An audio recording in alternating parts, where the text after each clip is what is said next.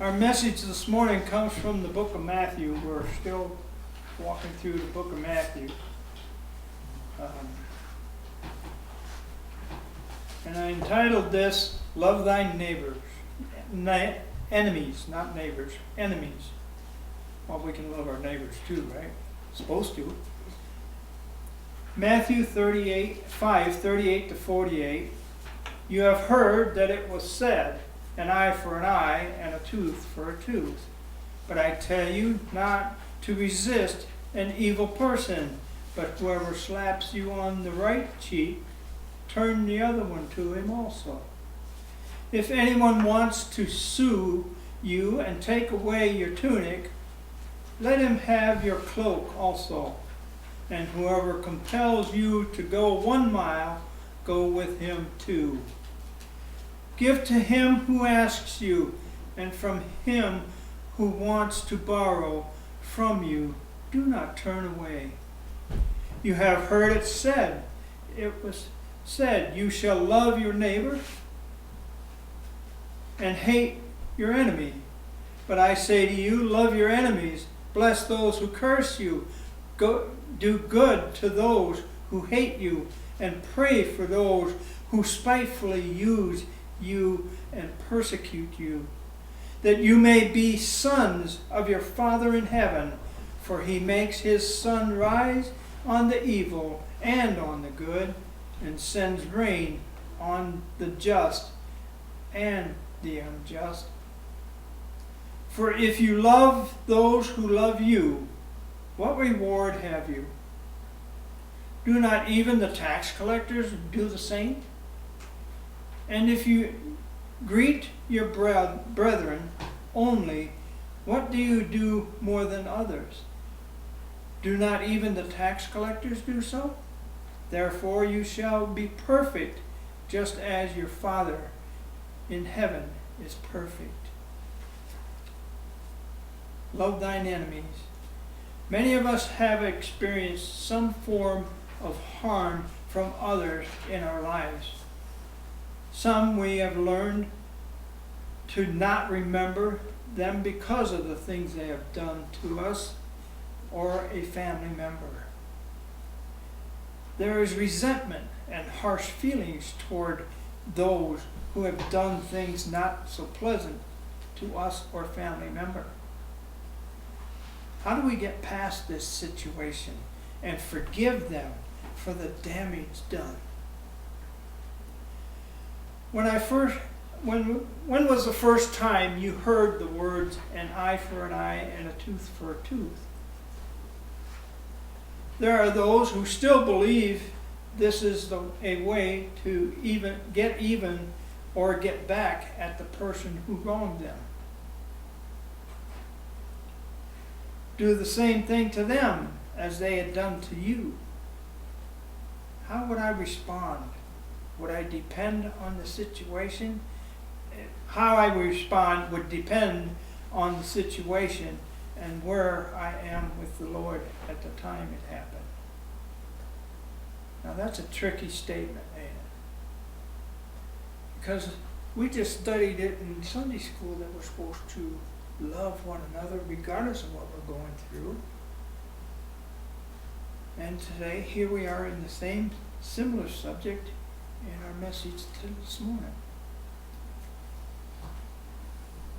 Sometimes when we are attacked, we're not in that full-fledged Christian mood sometimes. Think about it.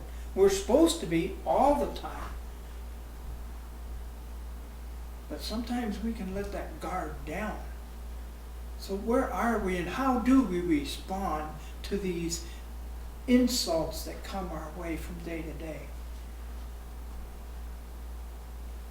Like I said, how I would respond depend on the situation and where I am and the Lord are walking together. Are we walking hand in hand daily? Or did I let him go and I started off on a different walk? Can that happen? Yes, it can, and it does. Reality check, folks. Jesus tells us that we should turn the other cheek and let him let the one doing it slap that other side. Well, slapping's one thing. But as I look at this in the deeper sense of it, and being former military, as I know there are many out there who have been through that, we've been prepared for a defense mechanism built into us. So it's hard for some of us to say, yeah, I'm going to turn my other cheek so he can just slap it. I know we need to be thinking about this. What about being shot at, I thought, when I read this. Are we going to give them a second chance to shoot at us again? If we have that opportunity to get away and get missed by the first shot?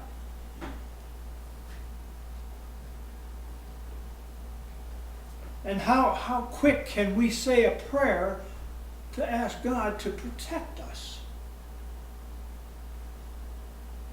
We go into that battle that we knew nothing about, and every day is a battle for all of us. But is God walking with us through that day? When we are wronged, our first response is to get revenge and get even in some way. Instead, Jesus tells us that we should do good to those who wronged us. Our desire should not be to keep score, but to love and forgive. Did you know that the law behind the law regarding fair punishment was an expression of mercy from God? It was given to judges and said in effect, make the punishment fit the crime. In preparing this message for today, I started wondering, what if I was to get shot from an intruder into our community who opened fire on this community, and I was one in the line of fire?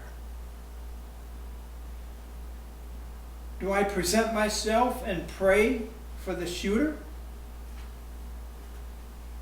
and all who are under attack? Or do I arm myself and defend whomever I possibly can from the attacker? What do we do? Friends say, do not.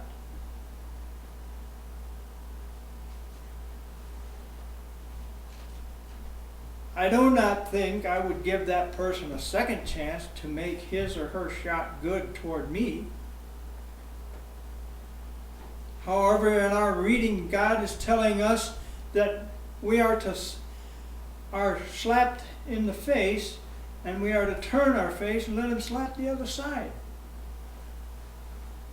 and take no action to stop the assault.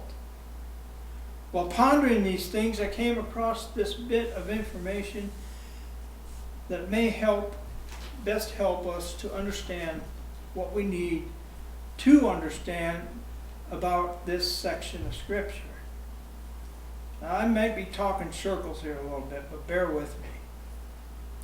In the Bible, turning the other cheek primarily refers to non-retaliation and forgiveness in the face of personal insults or minor offenses, while self-defense involves the use of force to protect oneself or others from imminent physical harm.